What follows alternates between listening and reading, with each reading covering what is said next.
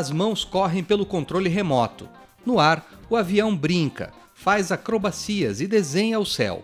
Os VANTs, veículos aéreos não tripulados, ou drones como também são conhecidos, ganham popularidade, seja como lazer ou para realizar pesquisas científicas. Os VANTs são aeronaves de qualquer tamanho, controladas à distância. No Ciência de hoje, vamos entender como esta tecnologia é aplicada em pesquisas científicas e também para melhorar a vida das pessoas.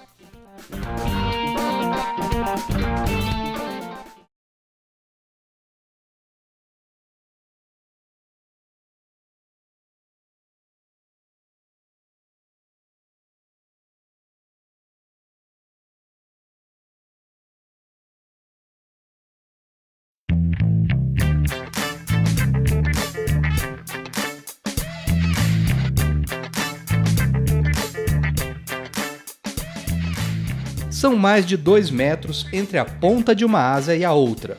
O VANT foi desenvolvido para suportar o peso da máquina fotográfica e do piloto automático. Também foi equipado com um trem de pouso para a água. Este é um Piper, um dos 6 VANTs do CIMEPAR, o Sistema Meteorológico do Paraná. Cada modelo foi desenvolvido para um uso específico e custa em média R$60 mil. Não é simples realizar a operação no campo. Você nunca tem uma pista adequada para operar com aviões com trem de pouso convencional. Então, uma das necessidades nossas é o monitoramento de borda de reservatório. Você tem um reservatório, você tem um espelho d'água gigantesco. Então, decidiu-se criar um hidroavião que tem a capacidade de decolar do próprio espelho da superfície do reservatório. Bom, isso foi feito para facilitar a operação em campo. E o outro modelo é um modelo que ele tem capacidade de ser lançado da mão, você realmente lança o avião da mão e pousa também em qualquer lugar mais ou menos adequado. No CIMEPAR, os VANTs são usados para monitoramento atmosférico e imageamento aéreo para monitoramento ambiental. Inicialmente, a primeira ideia foi aplicar o VANT para realizar perfilamento de variáveis atmosféricas, principalmente temperatura, pressão, umidade do ar e vento. Essas informações são importantes em implementação de modelos de dispersão de poluentes na atmosfera, modelos numéricos que prevêem a direção de uma pluma de poluente emitida em determinado ponto. Então, se você conhecer as condições do momento, condições de vento, temperatura do ar e tudo mais, a confiabilidade desse modelo aumenta muito. Numa segunda etapa, eles foram utilizados para fazer o monitoramento ambiental de bordas de reservatório, as áreas de proteção ambiental dos reservatórios, para prevenir contra invasão, desmatamento ou degradação dessa área.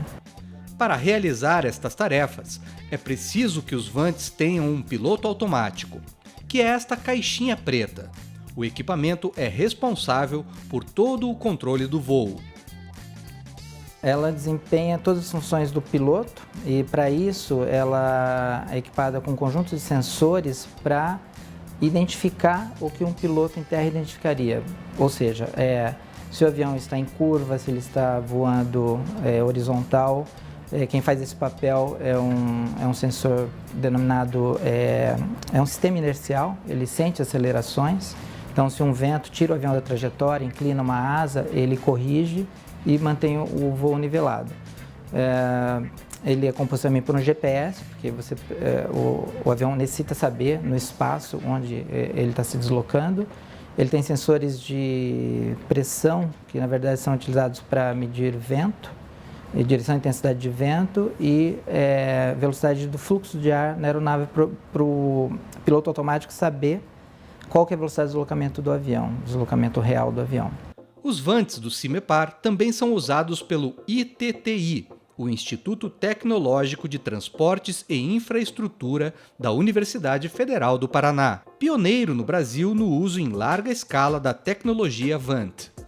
Olha, a gente tem uma parceria muito boa com o CIMEPAR, né?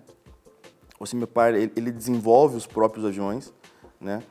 Hoje em dia, essas empresas que estão pesquisando, geralmente, elas têm os aviões próprios que fazem os trabalhos. Ali o CIMEPAR, né, ele desenvolve os próprios aviões para cada caso, né? Então, a gente tem uma possibilidade tanto de atuar em áreas alagadas, como é o pouso e a decolagem na água. Esse mesmo avião possibilita o pouso na rodovia. No ITTI, os vantes são usados para desenvolver produtos como modelos digitais de superfície e de terreno, modelos tridimensionais de terrenos e também as ortofotografias. A partir depois do voo, depois de ter feito o processamento, daí o que a gente tem? Você tem o terreno, que foi o modelo tridimensional que saiu desse processamento, e temos as imagens. Quando a gente combina a imagem com o terreno, a gente vai ter 3 produtos, então.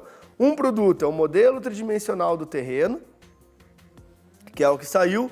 O segundo é o modelo digital de superfície, que é o modelo digital de superfície, ele tem todas as entidades que tem em cima do solo. Por exemplo, uma árvore, uma casa, todas as coisas que existiam acima do solo, eles vão estar nesse modelo digital de superfície. O modelo digital do terreno, a gente diminui o número de pontos e extrai todas as coisas que estão por cima do solo. Então, o modelo digital do terreno é só o terreno, o modelo digital de superfície é tudo que está acima do terreno. E essa combinação com a foto, a gente tem a ortofoto. Que daí a ortofoto é quando a gente tem um material, que é a fotografia do lugar, ou da tripa, onde passou a aeronave. Essa planificação dela quer que se você chegar com uma régua em cima desse produto e pegar uma medida, essa medida vai ser real. Entende? Porque a gente corrigiu todas as distorções de altitude do terreno e todas as distorções das lentes e das câmeras. Então, essa planificação que vai gerar os produtos que a gente vai usar.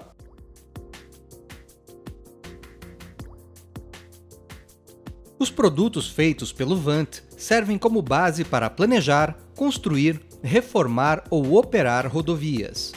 Foi assim na implantação e pavimentação da Estrada da Boiadeira, um trecho de quase 19 quilômetros entre Tuneiras do Oeste e Cruzeiro do Oeste, no Paraná. O uso dos vantes permitiu levantar a topografia, a vegetação e as características da região. Então, o que a gente faz? Na época, a gente cadastrou as propriedades, conseguiu retirar a área que seriam desapropriadas cada uma e, posteriormente a isso, a gente conseguiu avaliar as terras, né? Então, isso aí foi uma aplicabilidade em 2010 que a gente já conseguiu. O que acontece? Isso facilita muito, né, e dá muita agilidade no trabalho. O fato de você ir para campo, mandar a equipe de topografia, mandar a equipe de cadastro, isso a gente conseguiu encurtar o espaço, né, e suprir essa necessidade do DENIT, né, que é o Departamento Nacional de Infraestrutura de Transportes, quanto a essa cadastro de propriedades, proprietários e benfeitorias que seriam desapropriadas para a implantação de uma nova rodovia. Quer dizer, uma forma de você fazer uma economia financeira para a finalidade do teu projeto, né? Só que de uma forma alternativa. Porque, normalmente, se você fosse fazer... A gente precisa de produtos aerofotogramétricos. Vamos contratar uma empresa para fazer. Ou vamos levantar voo com um avião normal. A gente teria, talvez, o mesmo produto, só que custando 5, 6 vezes mais. Os modelos também foram essenciais para determinar o traçado da BR-135, que liga Minas Gerais e Bahia. Um trecho de 6 quilômetros entre Barreiras e São Desidério é marcado pela formação de dolinas. Estas crateras, que aparecem no solo, são resultado de um sistema kárstico. O rio subterrâneo vai abrindo espaço na rocha calcária e deixa o solo como um queijo suíço, todo furadinho.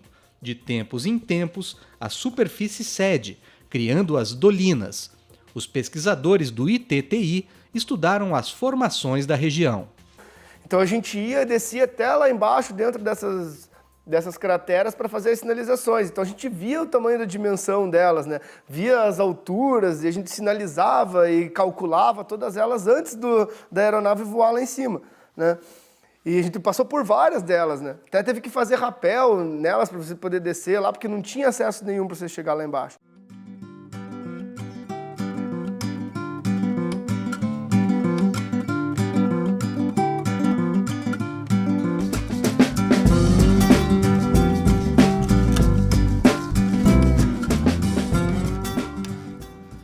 Os VANTs realizaram voos para determinar a localização das dolinas e o tamanho das crateras.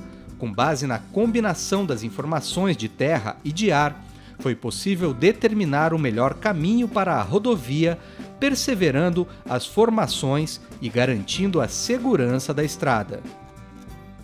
O produto VANT, né, nos deu essa possibilidade de dizer que o melhor caminho é manter a estrada atual, pelo atual traçado, e não tentar fazer um desvio como estava se pensando, né? Então, para órgãos ambientais, seja IAP aqui no Paraná, seja IBAMA a nível nacional, a gente tem conseguido solucionar problemas que seriam muito mais complexos de tais soluções, ou então seriam muito mais demorados se não fosse o VANT.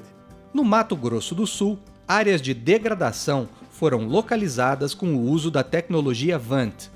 A análise das imagens determinou também os pontos da rodovia com maior travessia de animais para desenvolver métodos de proteção da fauna. Nós identificamos áreas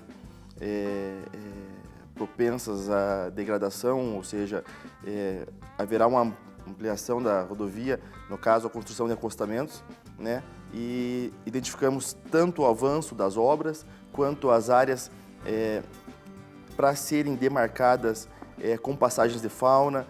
No próximo bloco, vamos entender como os pesquisadores transformaram os dados levantados pelo VANT em produtos que servem para o monitoramento ambiental.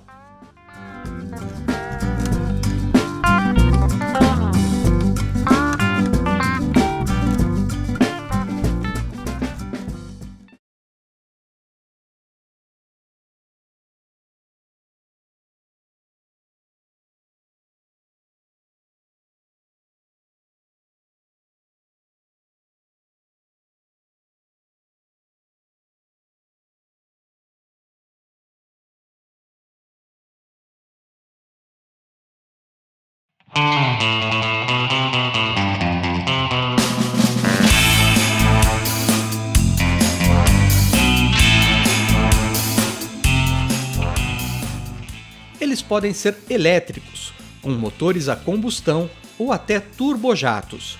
Alguns são planadores, outros capazes de pousar até na água. Os VANTs, veículos aéreos não tripuláveis, são versáteis.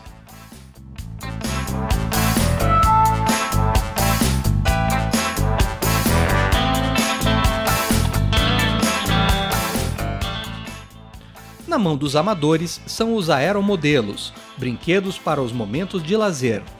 Para os cientistas, são ferramentas para a coleta de informações. O Ciência mostra hoje como o ITTI, o Instituto Tecnológico de Transportes e Infraestrutura da Universidade Federal do Paraná, aplica esta tecnologia para subsidiar o planejamento, a construção ou a reforma de rodovias.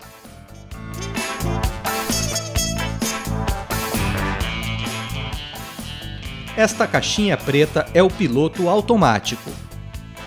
Os operadores informam o equipamento os dados do voo, a altitude, a rota e as coordenadas de pontos para fotografia aérea. O equipamento que a gente utiliza para fazer os voos é uma aeronave com 3 metros de asa, entre a distância entre uma asa e a outra. E nele vai acoplado vários equipamentos de fotografia e de estabilidade. E existe um piloto automático. Então, quando a gente vai a campo, a gente instala esses equipamentos numa catapulta e lança ele. Daí o avião começa a voar dentro de uma rota já pré-programada por a gente. Por onde ele voar, ele vai tirando as fotografias. Aí, quando a gente chega no escritório, a gente junta essas fotografias dele para poder fazer os modelos do terreno e fazer as fotografias para mapeamento. Então, através disso, a gente gera os produtos, né? Antes da decolagem, os profissionais do ITTI realizam marcações em terra. Elas servem para melhorar os dados do GPS do avião e garantem a precisão dos dados. Um procedimento trabalhoso que exige cálculos, métodos específicos e, muitas vezes, caminhadas longas. Quando a gente vai começar a fazer o levantamento aéreo, a gente pega a área mais ou menos a gente vai fazer e a gente tem uma ideia mais ou menos de onde vão ser as sobreposições das fotos. No planejamento de voo, quando as fotografias elas se encontram, você pega os pontos onde mais fotografias vão estar no mesmo ponto.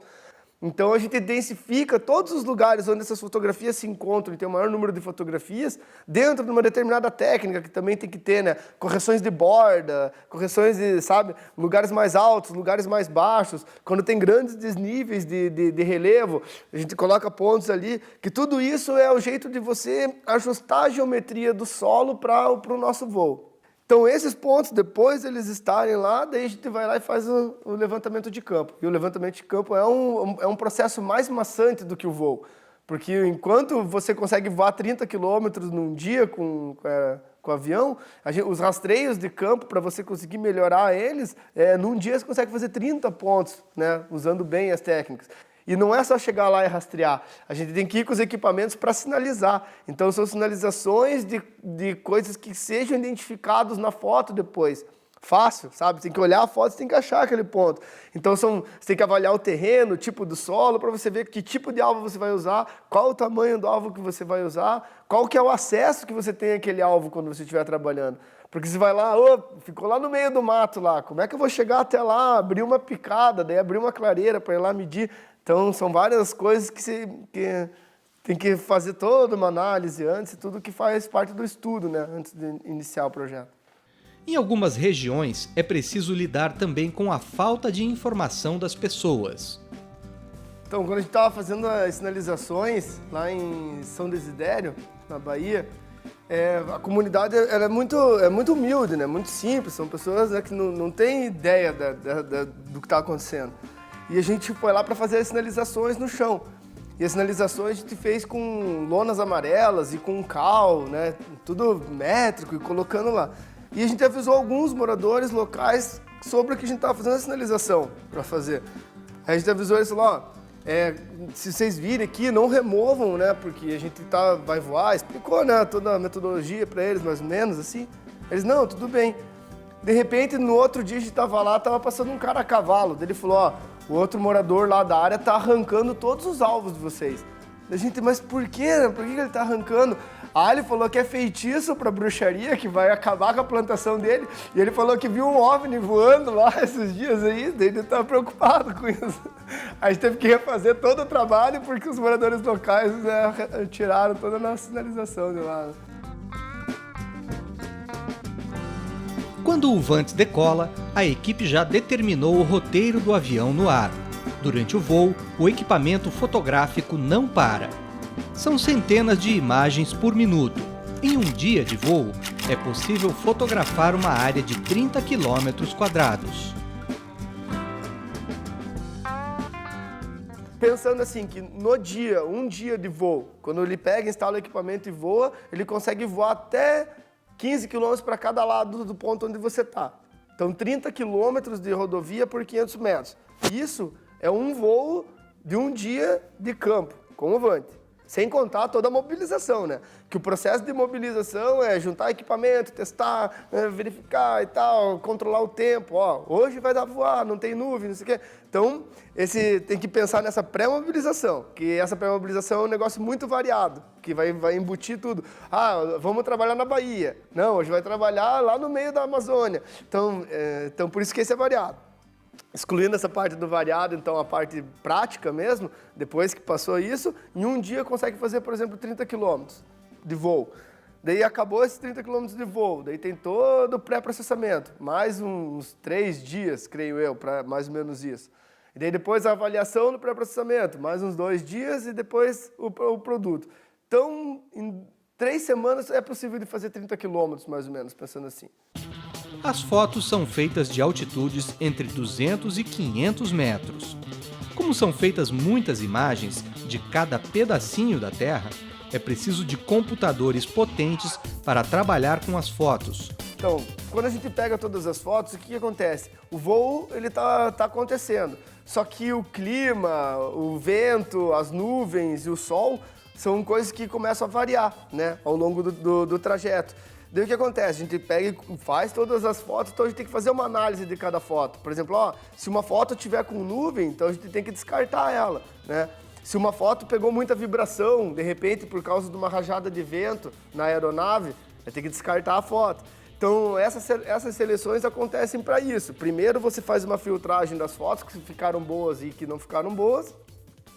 E o segundo passo é fazer como se poderia dizer, um foto índice delas. Que daí, como cada foto tem a sua coordenada absoluta do momento da fotografia, nós organizamos ela de uma forma para fazer um foto índice que toda essa combinação vai ajudar na hora do processamento para facilitar o processamento. No laboratório, os engenheiros fazem primeiro o pré-processamento das imagens. Depois as fotos são processadas. Quando chegar a hora do processamento, ele vai combinar as partes iguais, né? As partes homólogas entre uma foto e outra. São coisas correlacionadas entre elas, né? Quando você vê ele voando, você tirou foto da mesma coisa de duas perspectivas diferentes. Por exemplo, se tinha uma árvore aqui, ele tirou uma foto daqui, você vê um lado da árvore. E se a foto sair daqui, você vê o outro lado da árvore. Então, se você passar por uma correlação de imagens, ele talvez não encontre aquela árvore, porque você viu de dois pontos diferentes. Então, ele tem que achar coisas relacionadas que estejam no mesmo nível, no mesmo plano. Entende? Por isso que é interessante de fazer a marcação no chão, porque a marcação ele é uma marca que não vai mudar de foto para foto, independente da perspectiva. A parte do processamento é essa identificação, dele identificar entre uma e outra, identificar entre uma e outra, identificar entre uma e outra. Aí ele vai combinando e gera todos os vários pontos de conexão. Com esses pontos de conexão que ele começa a achar as altitudes entre elas. Aí, por isso que sai o modelo tridimensional do terreno, através desse processamento de identificação de coisas homólogas entre as fotos. Né? A partir das imagens, os engenheiros desenvolvem 3 produtos: modelo tridimensional de terreno, modelo digital de superfície e de terreno e ortofotografia. A partir depois do voo, depois de ter feito o processamento, daí o que a gente tem? Você tem o terreno, que foi o modelo tridimensional que saiu desse processamento, e temos as imagens. Quando a gente combina a imagem com o terreno, a gente vai ter 3 produtos, então. Um produto é o modelo tridimensional do terreno, que é o que saiu. O segundo é o modelo digital de superfície, que é o modelo digital de superfície, ele tem todas as entidades que tem em cima do solo. Por exemplo, uma árvore, uma casa, todas as coisas que existiam acima do solo, eles vão estar nesse modelo digital de superfície. O modelo digital do terreno, a gente diminui o número de pontos e extrai todas as coisas que estão por cima do solo. Então, o modelo digital do terreno é só o terreno, o modelo digital de superfície é tudo que está acima do terreno. E essa combinação com a foto, a gente tem a ortofoto. Que daí a ortofoto é quando a gente tem um material, que é a fotografia do lugar, ou da tripa, onde passou a aeronave. Essa planificação dela quer que se você chegar com uma régua em cima desse produto e pegar uma medida, essa medida vai ser real. Entende? Porque a gente corrigiu todas as distorções de altitude do terreno e todas as distorções das lentes e das câmeras. Então, essa planificação que vai gerar os produtos que a gente vai usar. Os mapas são usados como subsídio para criar, planejar e operar obras em rodovias. Servem para realizar o inventário florestal, cadastrar as propriedades a serem desapropriadas e outros diagnósticos. A gente está conseguindo chegar a produtos com 10, 15 centímetros de pixel, tamanho do pixel. Então, isso quer dizer que a uma certa altitude a gente consegue identificar os produtos até 10, 15 centímetros no solo. Né? Isso é uma coisa assim que ganha muito destaque, né? E ganha muita credibilidade nesses órgãos, né? Seja Ministério dos Transportes, seja DENIT, seja, enfim, IBAMA, IAP, porque você vê a seriedade. Né? A gente está aplicando uma tecnologia que está vendo uma grande resolução e, com isso, a gente está transformando isso em benefícios, né? Não só para o órgão IAP e IBAMA analisar, mas também para a agilidade que cada um de nós precisa, né, em sua respectiva área. As imagens feitas com VANT são mais atuais do que as de satélite e têm qualidade e resolução maiores. Porque o produto VANT, ele não tem defasagem temporal. Né? A gente faz o voo, a gente trabalha com os produtos atuais. Né? O que acontece? Imagens do Google ou então imagens de satélite, a gente não tem com certa atualidade. Né? A gente pega de um ano anterior, de meses anteriores, e com as imagens do Vant você consegue saber realmente o que está acontecendo naquele período. Né? Então, para nós tem sido muito importante, para nós tem sido uma aplicação, né, de uma inovação tecnológica que, desde os anos de 85, vem cada vez mais se aprimorando no Brasil. O ITTI é pioneiro no Brasil no uso profissional e em larga escala da tecnologia Vant. O método usado na UFPR é ágil e reduz custos, o que encurta o prazo de obras. Acredito que é uma tecnologia que veio para ficar, né? Ele tem sido cada vez mais utilizado, tem sido cada vez mais, assim dizendo, motivo de debate entre comunidade acadêmica, entre órgãos regulamentadores como a ANAC, e já está sendo usado pela Diretoria Nacional, né, DNPM, que é a parte de minerais, está sendo utilizado muito por empresas de aerolevantamento, né, como também uma forma de pesquisar mais a tecnologia, mas, porém, cada um tem seu campo. Né? Não vamos dizer que a aerofotogrametria convencional está ameaçada, porque acredito eu que ainda é muito cedo para isso. Né? O Brasil, o país, ele tem que evoluir muito em termos de regulamentação, tem que evoluir muito em termos até próprio dos equipamentos, né, da miniaturização dos equipamentos, para depois chegar numa comparação entre o sistema convencional, feito com aeronaves convencionais, e com o sistema Vant. Né? Os Vants ainda estão em fase de regulamentação pela ANAC e Anatel. Por enquanto, podem ser usados por pesquisadores e universidades. As aplicações para a ciência são inúmeras, desde o monitoramento da atividade de vulcões até medições de diferentes componentes da atmosfera. No caso dos Vants, o céu é o limite. A aplicabilidade do Vant ela é enorme, né? Seja para planejamento, seja para produto, né, que são os mapas, ou seja também para você ter uma capacidade de compreender melhor o trabalho que você está realizando. Porque o que a gente está desenvolvendo, o que a gente está estudando, a gente está, né, gastando muito tempo nosso para conseguir fazer, e você vê um resultado fidedigno com a realidade, aí é um momento que você se sente satisfeito pelo que você está fazendo, né?